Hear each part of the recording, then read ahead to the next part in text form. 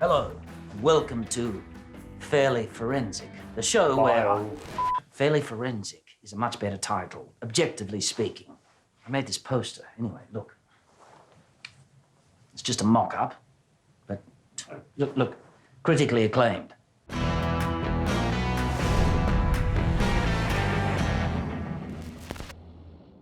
Welcome to the Science of Harrow. I'm Dr. Lyle Fairley.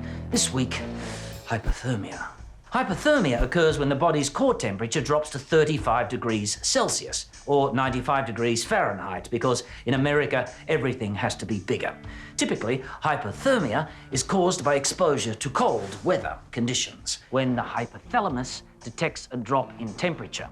It triggers a series of thermoregulatory responses in an attempt to generate heat. Shivering is a typical initial response in which one's skeletal muscles make rapid, small movements, expending energy to create warmth. But if the body continues to lose heat, blood will be redirected from the extremities to the core in order to safeguard the most vital organs through the tightening of blood vessels or vasoconstriction. Unfortunately, this can lead to frostbite, the death of tissue in the extremities due to a lack of blood supply, but it is an important survival mechanism.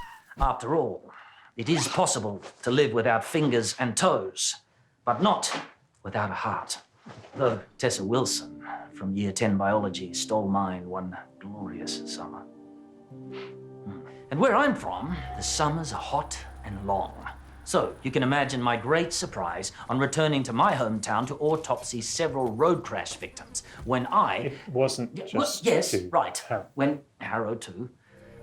When we discovered a frostbitten fingertip in the middle of a baking road on the outskirts of town. Not a common occurrence, but did you know that hypothermia is not only caused by exposure to extreme cold? Any situation in which one's thermoregulatory system is inhibited and heat is lost faster than it's generated can lead to hypothermia. So, hypothermia can be triggered by antidepressants or antipsychotics or even infection. As hypothermia progresses, symptoms get worse. Drowsiness, loss of fine motor skills, mental confusion, and even hallucinations. By the time severe hypothermia has set in, you won't be shivering anymore, but you will have low blood pressure and high risk of heart failure. And it's in this final stage of hypothermia that things get dope, as the kids would have it. Which brings us to the side note.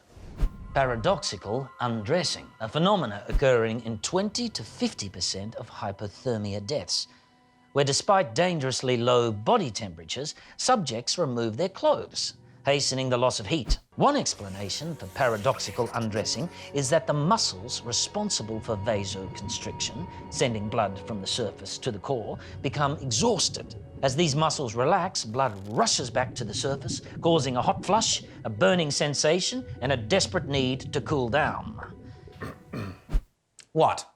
I'm demonstrating paradoxical undressing for science.